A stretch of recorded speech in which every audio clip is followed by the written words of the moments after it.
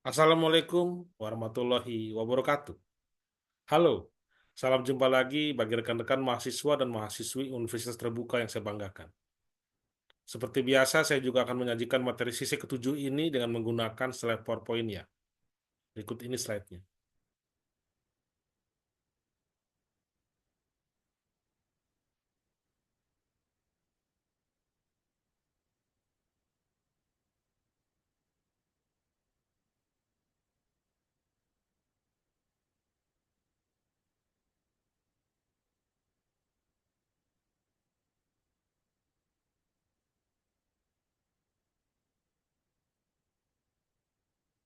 Hari ini kita akan belajar mengenai penentuan biaya produk bersama dan produk sampingan. Beberapa topik yang akan dibahas pada sesi ini adalah pertama konsep biaya produk, konsep biaya produk sampingan, dan bagaimana cara menghitung akuntansi untuk penentuan biaya produk dan biaya sampingan.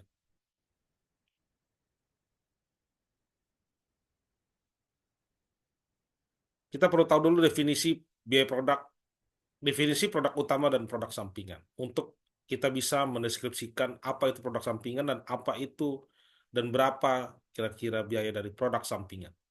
Nah, produk bersama atau joint produk adalah dua produk atau lebih yang diproduksi secara serentak dengan serangkaian proses atau dengan proses-proses bersama. Misalkan di sini produk bersama, misalkan kita bicara kalau kita di restoran fast food gitu ya, kita memesan katakanlah burger dengan Coca-Cola dan pada saat yang sama dilayani oleh pelayan yang ada di restoran fast food tersebut ya, sehingga produk tersebut dihasilkan ataupun diselesaikan, disajikan di plate kita pada saat yang sama.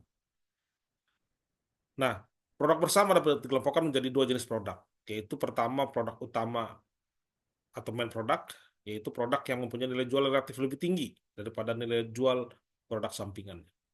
Lalu yang kedua adalah produk sampingan atau by product, adalah produk yang mempunyai nilai jual relatif lebih rendah daripada nilai jual produk utama. Contoh lagi adalah misalkan daging. Daging sapi yang diproduksi oleh para pemotong daging sapi ya, itu adalah produk bersama. Daging sapi tersebut ada yang harganya mahal, ada harganya yang harganya murah. Katakanlah di sini kita bicara mengenai bagian khas dalamnya. Khas dalamnya tentu saja adalah bagian daging yang mahal. Namun jikalau kita bicara daging bagian di kakinya mungkin tidak terlalu mahal dibanding khas dalamnya. Kalau kaki mungkin harganya bisa lebih murah. Nah, antara kaki dengan daging khas dalam tadi itu bisa dikategorikan sebagai produk bersama, di mana produk utamanya adalah khas dalamnya dan produk sampingannya misalkan adalah tadi kakinya. Nah, untuk tahu karakteristik produk utama ya, maka kita perlu memahami beberapa karakteristik berikut ini. Produk utama merupakan tujuan utama dari kegiatan produksi. Lalu kedua, harga jual produk utama relatif lebih tinggi bila dibandingkan dengan produk sampingan yang dihasilkan pada saat yang sama. Lalu yang ketiga, dalam mengolah produk bersama, produsen tidak dapat menghindari untuk menghasilkan semua jenis produk bersama. Seperti tadi ya daging, mau tidak mau memang akan ada ya bagian kaki yang dihasilkan ya bersama dengan bagian daging lainnya seperti tadi khas dalam lah atau kulit dan seterusnya. Namun eh, produk dari seperti kulit ataupun kaki tadi mungkin memiliki harga yang relatif lebih rendah dibanding produk utama seperti khas dalam maupun khas luar ya. Khas dalam atau khas luar kita sering dengar dengan sebutan sirloin ataupun tenderloin yang biasa dijual di restoran-restoran steak ternama dengan harga yang relatif jauh lebih tinggi daripada misalkan kita mengkonsumsi paha ataupun kaki dari daging sapi ya. Kalau kaki sapi biasanya kita konsumsi di restoran-restoran misalkan Betawi ya, Betawi, restoran Betawi seperti sop kaki gitu ya, yang harganya jauh lebih rendah dibanding dengan eh, harga khas dalam tadi, khas dalam ataupun stick sirloin. Ya. Biasanya kalau stick sirloin dengan harga dengan berat 200 gram ya, kita bisa membelinya dengan harga mungkin 150 atau 100 ribu ya. Sedangkan em, kaki sapi ya yang dimasak dalam bentuk sop kaki ya oleh restoran-restoran Betawi itu harganya jauh lebih rendah misalkan seperti 40.000 ataupun 50.000 ya. Jadi memang produk utama ini harganya itu relatif lebih tinggi karena apa? Karena preferensi konsumen untuk mengkonsumsi produk utama ini jauh lebih tinggi juga ya. Nah, produk sampingan memiliki karakteristik berikut ini. Pertama, produk sampingan bukan merupakan tujuan utama kegiatan produksi. Lalu yang kedua, harga jual produk sampingan juga relatif lebih rendah ya dibandingkan dengan produk utama pada saat yang sama. Nah, untuk akuntansinya, kita perlu mengetahui biaya bersama dapat dialokasikan kepada tiap-tiap produk bersama dengan menggunakan salah satu dari empat metode berikut ini. Jadi kita harus bisa pilih ya metode yang mana mau kita pakai. Bisa dengan menggunakan nilai metode pasar, ya, metode rata-rata biaya persatuan, biaya tertimbang, ataupun metode unit kuantitatif atau metode unit satuan fisik. Nah, dengan metode nilai pasar, kita dapat eh, mengalokasikan biaya bersama kepada produk bersama karena harga jual atau nilai produk jual merupakan perwujudan dari biaya-biaya yang dikeluarkan dalam mengolah produk tersebut. Jadi kita menentukan harganya itu berdasarkan harga pasar dari setiap produk, baik itu produk utama maupun produk sampingan.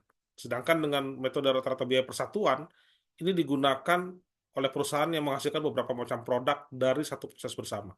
Jadi kita bisa tahu harga biaya atau HPP per produknya, baik itu produk produk utama ataupun produk sampingan, itu kita bisa gunakan informasi tersebut untuk menghitung HPP-nya. Ya.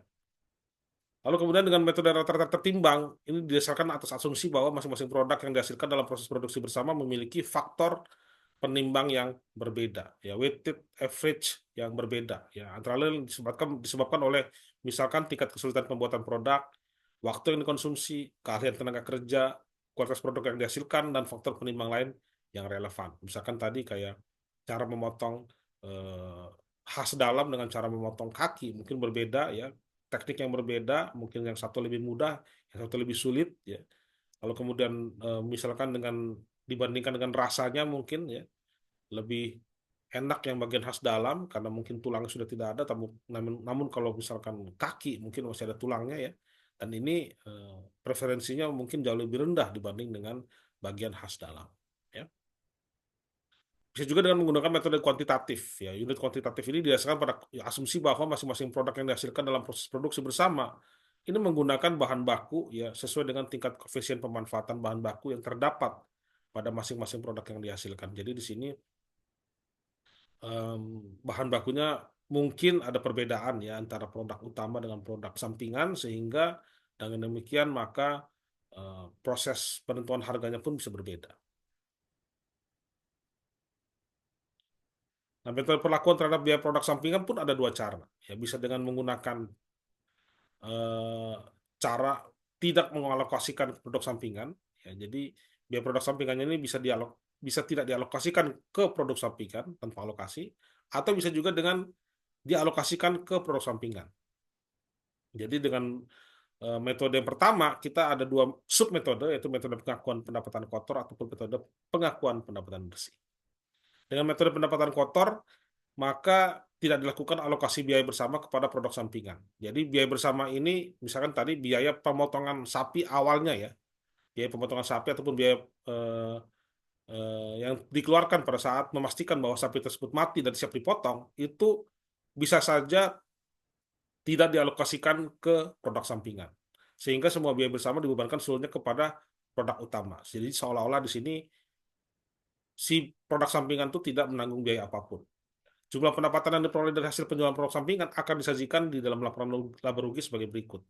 Bisa sebagai pendapatan lain, bisa sebagai tambahan pendapatan penjualan utama, bisa sebagai pengurang HPP produk utama, atau bisa juga sebagai pengurang biaya total produksi produk utama. Jadi bisa saja seperti tadi biaya pemotongan kaki sapinya tidak dibebankan ke produk kaki sapinya, tapi dibebankan ke produk yang lebih mahal, misalkan ke khas dalam ataupun khas luar ya, sirloin, tenderloin dan seterusnya, sehingga membuat juga akhirnya biaya eh,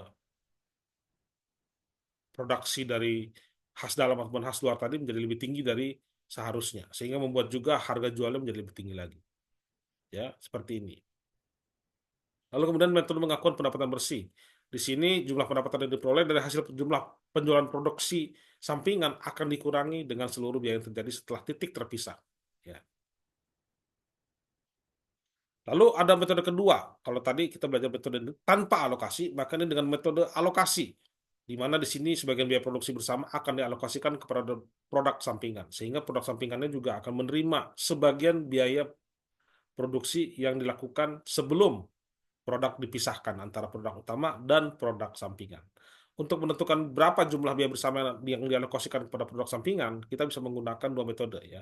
Pertama metode biaya pengganti atau replacement cost, dan yang kedua biaya reversal. Dengan metode biaya pengganti, kita menerapkan perhitungan produk sampingannya digunakan sebagai bahan dalam proses produksinya.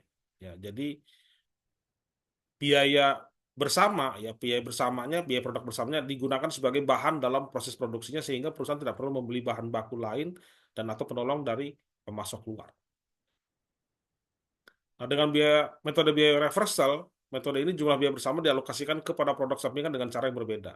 Dalam metode ini biaya bersama dan dialokasikan kepada produk sampingan adalah sebesar taksiran. Jadi kita harus menaksir berapa sebenarnya biaya bersama yang terjadi sebelum ada pemisahan antara produk utama dan produk sampingan. Nah, cara ngitungnya begini, ada di layar ya. Nilai pasar produk sampingan berapa, katakanlah X rupiah, dikurang taksiran laba kotor, dikurang taksiran biaya pemasaran admin dan biaya proses lanjut, lalu kemudian didapatlah taksiran biaya produk sampingan.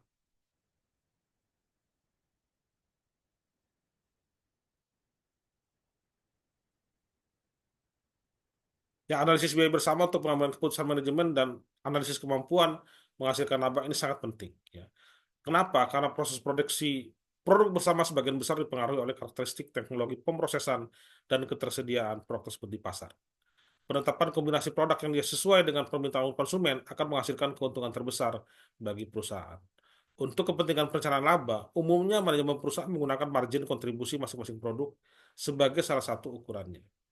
Dengan menggunakan ukuran margin kontribusi, memungkinkan manajemen perusahaan memprediksi jumlah unit masing-masing produk yang akan diproduksi dan diharapkan dapat menambah laba perusahaan. Demikian materi pertemuan ketujuh hari ini.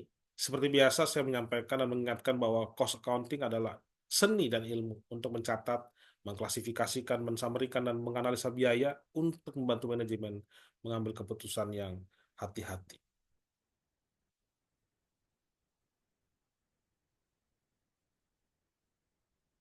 Seperti biasa, saya juga mencantumkan alamat email saya di postingan video ini, sehingga rekan-rekan dapat menghubungi saya melalui email jika nanti ada hal-hal terkait materi tuton kita yang masih belum dapat dipahami oleh rekan-rekan sekalian. Harapan saya agar rekan-rekan sekalian dapat menyerap dan memahami hal-hal yang akan saya sajikan dalam materi tuton pada setiap sesi yang ada pada mata kuliah akuntansi biaya ini dengan sebaik-baik.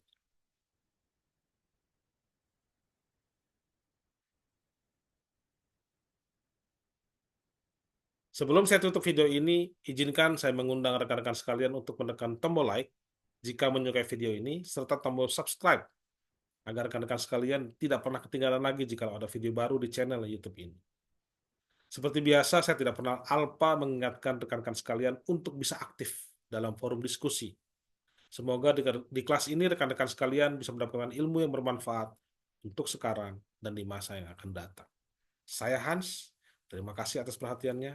Wassalamualaikum warahmatullahi wabarakatuh.